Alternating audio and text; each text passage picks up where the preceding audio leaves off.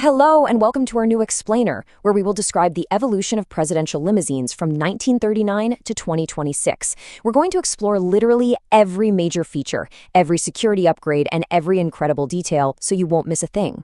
We're looking at how these historic state cars completely transformed from simple, breezy parade convertibles into highly classified, rolling military fortresses. Okay, let's dive right into this timeline. First, we'll look at the early convertibles and the very first armor, then the tragedy that led to complete enclosure. After that, we hit the Cadillac era, followed by the big shift to custom platforms, and finally, we'll enter the modern era of the vehicle famously known as the Beast. Looking at this entire legendary lineup, you really see a massive physical shift in design over the decades, don't you? We started with these elegant, open-air classic cars, where the whole point was for the president to be seen, but as you look toward the modern era, they morph into these imposing, heavy-duty machines. By that point, maximum security was dictating absolutely every single design choice. All right, Era 1, early convertibles and first armor, covering FDR and Harry Truman from 1939 to 1950. This was a time when connecting with crowds was paramount, but the sudden reality of World War II forced the very first automotive security innovations right into the White House garage. So, the earliest fleet had some pretty staggering specs.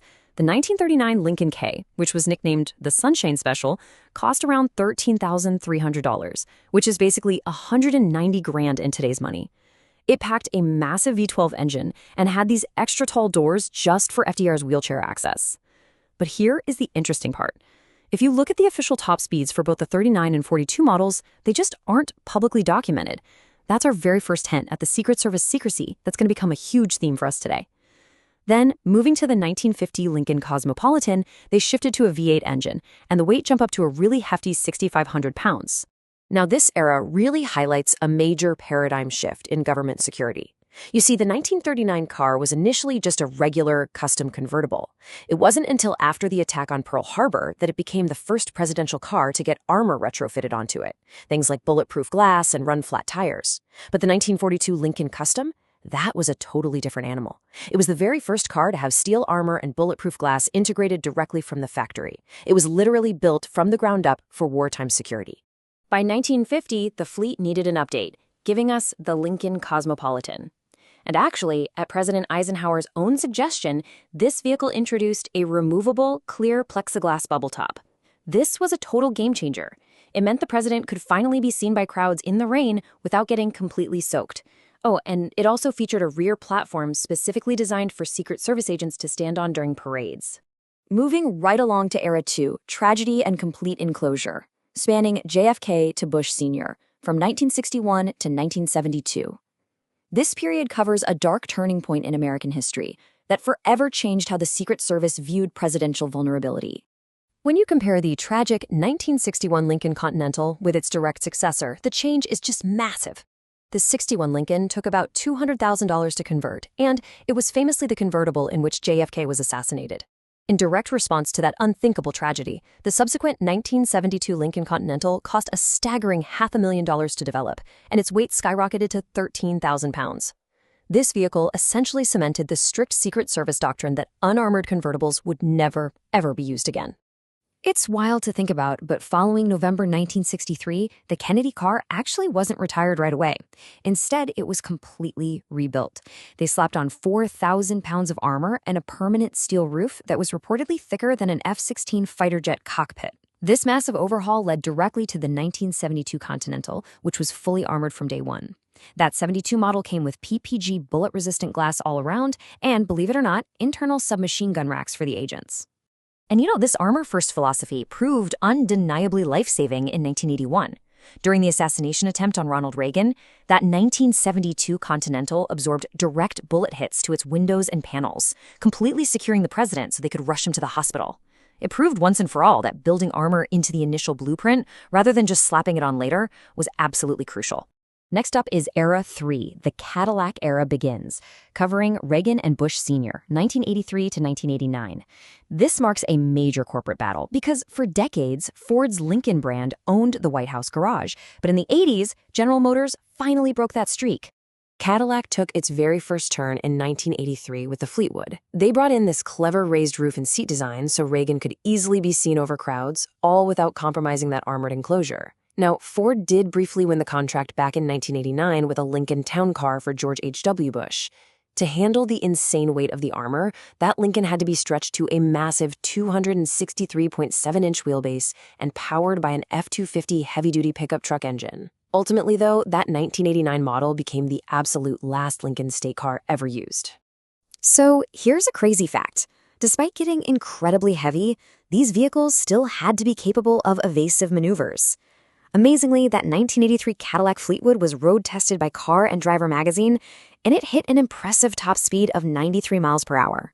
That is no small feat for a vehicle lugging around thousands of pounds of military-grade steel. All right, on to Era 4, the custom platform shift, spanning Clinton and George W. Bush, 1993 to 2005. As we entered the 90s, the cars basically turned into highly connected data centers, and their core architecture underwent a huge engineering revolution.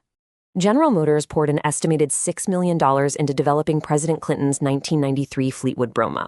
But by the time we hit George W. Bush's 2001 DeVille and 2005 DTS models, the development costs and top speeds became completely classified by the government. As the security threats got more intense, the cars got way more secretive. That 1993 Fleetwood was a real mechanical marvel.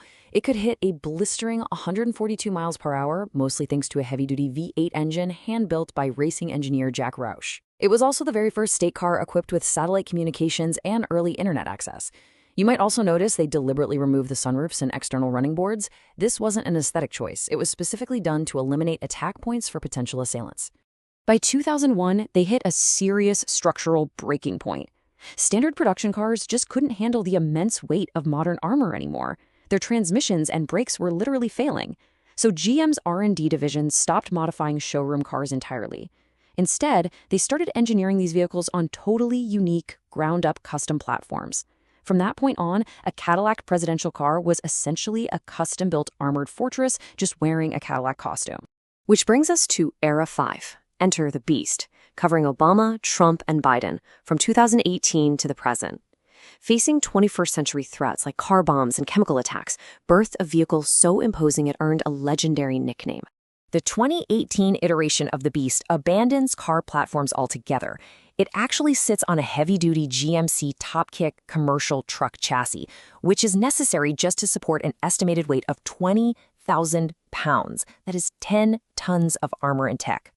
Because of all that weight, its top speed is limited to roughly 60 miles per hour, and it gets a pretty dismal 4 miles per gallon. But hey, fuel economy really isn't the point here. Survival is. This rolling fortress is unbelievable. It has door armor up to 5 inches thick, which is literally as heavy as the cabin door on a Boeing 757 airliner. The interior is hermetically sealed with an independent oxygen supply in case of chemical or biological attacks. It even carries an onboard blood supply that matches the president's exact blood type, all riding on Kevlar-reinforced run-flat tires rated for heavy truckloads. To pull off this extreme battlefield-grade protection, General Motors reportedly spent upwards of $15 million on the R&D and contract program for the Beast fleet. And keep in mind, motorcades typically deploy at least 2 identical decoy beasts, so attackers can't easily spot the real one, which means that massive investment is spread across a very specialized fleet. Okay, let's quickly review this incredible timeline. We've gone from the very first retrofitted armor on a convertible back in 1939 to factory-integrated armor in 42. We saw the tragic necessity of fully enclosed roofs in 61. We watched the cars get internet in 93, shift to custom chassis in 2001, and finally evolve into the bomb-resistant truck chassis tank we see today. We've seen how every national tragedy and technological leap radically reshaped these vehicles over the last 80-plus years. And honestly, this leaves us with one massive, thought-provoking question. As global threats continue to advance with things like drones, AI, and new weaponry, what on earth will the presidential limousine of 2050 look like? Thank you so much for joining me on this deep dive. Stay curious, and I'll catch you in the next explainer.